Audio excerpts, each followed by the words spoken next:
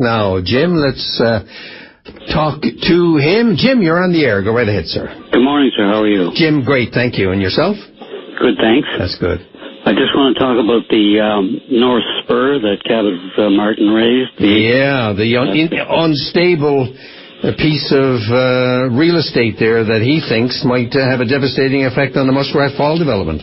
Yeah, it's funny. I remember being a kid, and we would take that clay and whack it real fast with a stick, and it would just liquefy. Exactly, and I can remember there was a cliff when I was a kid. We used to hang around this cliff where the pug was, and you could get it to ooze. It was great to fool around with as a kid. Not so good if you're building a dam. No, and especially if you're going to dump a reservoir down on top of a couple of communities, especially if it's either break up or freeze up, and you haven't put a plan in place to get those people out of there yet. And I think the really insulting thing about all of this is, Nelco is going to fix this. Well, they've not told anybody how they're going to fix it. I mean, the idea of digging, putting a dam against, or a holding wall against that riverbank, you're going down, about 1,000 feet to bedrock, or 700 feet to bedrock. And then you're going to, what kind of a base is that going to have to expand out to and come to it's going to look like a dam. What kind of a monstrous structure would that be? There'd be enough concrete in that to go across the Bering Strait. Now, Jim, you're assuming that Nalcor doesn't... Well, it's funny because they kind of give us a leeway to think. They give us what? They make us think that way because they're going to mitigate everything. They're going to, there'll be no long-term effects. Well, like poo-poo everything. If someone raises it and they poo-poo it, that's nothing. We got that in hand. That kind of attitude. As if we're complete idiots. Yeah. I mean, there's two rivers. There's ancient rivers running under there, and how you plug a river, I have no idea.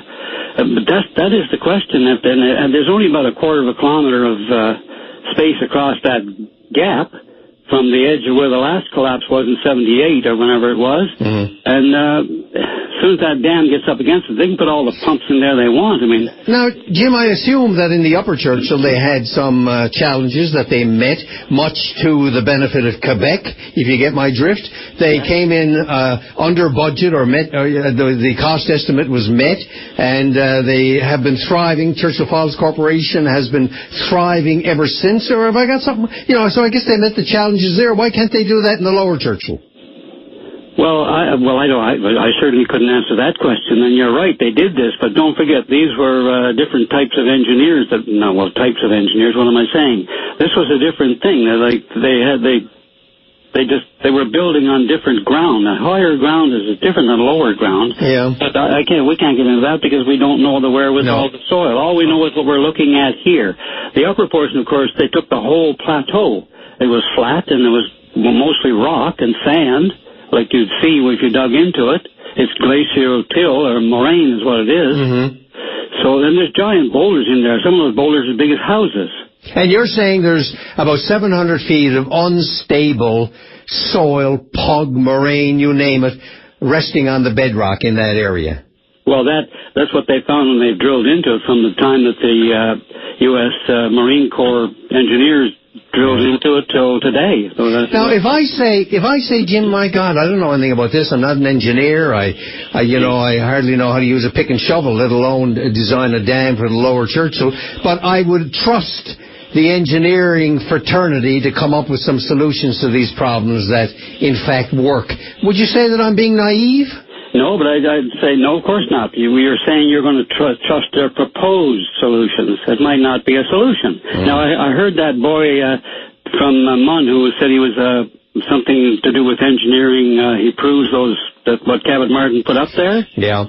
Well, that in Rissa, in Norway, they put a little link on there where you could look at what this stuff did. Yeah. And he come nowhere near. And there's charts and graphs there. He was highly intelligent and a systems, a process that how they arrived at their solutions to the challenges, and he's quite satisfied. Yeah, I thought he gave me a secure feeling about it, Jim.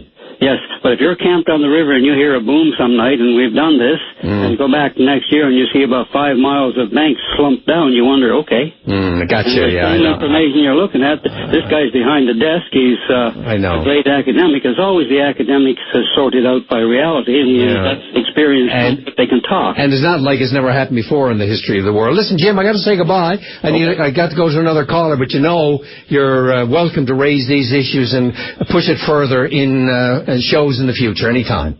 Okay, thank you very much. Thanks, Jim. Bye. Bye-bye.